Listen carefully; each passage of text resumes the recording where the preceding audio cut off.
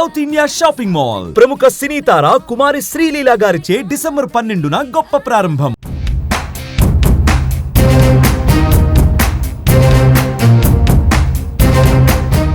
జమిలీ ఎన్నికలపై కేంద్రంలోని మోదీ సర్కార్ వేగంగా పావులు కదుపుతోంది. వన్ నేషన్ వన్ ఎలక్షన్ పై తగ్గేదేలే అంటోంది. అందుకోసం రానున్న సాధారణ ఎన్నికలు జమిలీగానే జరపాలని ప్రధాని మోదీ వ్యూహాత్మకంగా అడుగులు వేస్తున్నారు. అయితే జమిలీ ఎన్నికలపై కేంద్రం ముందడుగు వేసిందా? ఈ పార్లమెంటు సమావేశాల్లోనే జమిలీ బిల్లును తీసుకురానుందా? పార్లమెంట్, అసెంబ్లీ ఎన్నికలను ఒకేసారి నిర్వహించడం సాధ్యమేనా?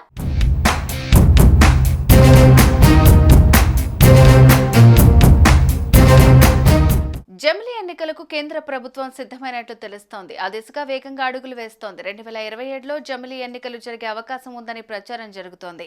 ఇందుకోసం ఈ పార్లమెంటు సమావేశాల్లో కేంద్ర ప్రభుత్వం బిల్లు పెట్టే అవకాశం ఉందని బీజేపీ వర్గాలు చెబుతున్నాయి.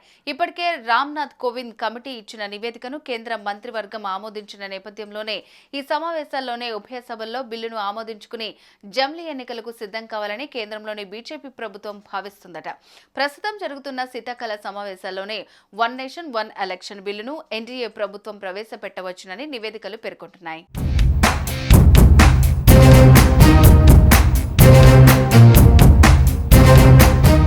ఒకేసారి ఎన్నికలు జరగటం వల్ల ఎన్నికల కోడ్ మధ్యలో అడ్డం వచ్చి అభివృద్ధికి ఆటంకం కలుగుతుందని భావించిన మోదీ ప్రభుత్వం గత కొద్ది రోజుల నుంచి జమిలీ ఎన్నికల గురించి కసరత్తులు చేస్తోంది.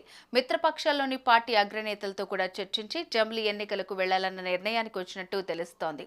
అందులో భాగంగా ఈ శీతాకాలం సమావేశాల్లోనే బిల్లును ఆమోదించుకుని మరింత ముందుకు వెళ్లాలని భావిస్తోంది. అయితే కాంగ్రెస్ ఇప్పటికే ఈ బిల్లును తీవ్రంగా వ్యతిరేకించింది. ఈ బిల్లును వ్యతిరేకించడంలో ఇండియా బ్లాక్ పార్టీలు ఐక్యంగా ఉండే అవకాశం ఉంది.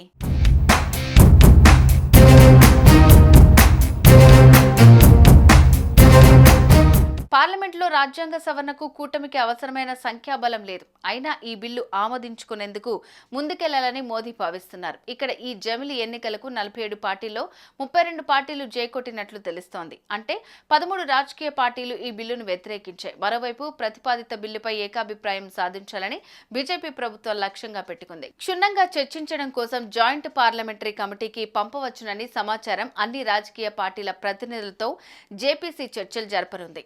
అదనంగా చర్చలకు సహకరించడానికి దేశంలోని వివిధ ప్రాంతాలకు చెందిన మేధావులతో పాటు రాష్ట్రాల అసెంబ్లీ స్పీకర్లను కూడా ఆహ్వానించవచ్చునని సమాచారం.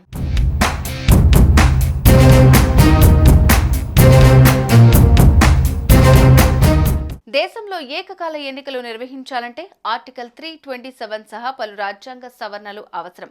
One nation one election bill ఆమోదం పొందాలంటే పార్లమెంట్లో ఆమోదంతో పాటు కనీసం 50% రాష్ట్రాల మద్దతు ఉండాలి.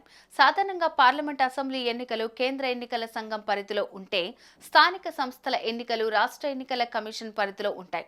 జమిలీ ఎన్నికల ద్వారా ఆర్థిక భారం, పరిపాలనా భారం గణనీయంగా తగ్గించవచ్చు. మొత్తంగా ఈ సమావేశాల్లో వీలుకాని పక్షంలో వచ్చే సమావేశాల్లో అయినా జమిలీ ఎన్నికలకు సంబంధించిన బిల్లును ప్రవేశపెట్టే అవకాశం ఉన్నట్లు తెలుస్తోంది. ఏదేమైనా 2027లో జమిలీ దిశగా కేంద్రం అడుగులు వేస్తోంది.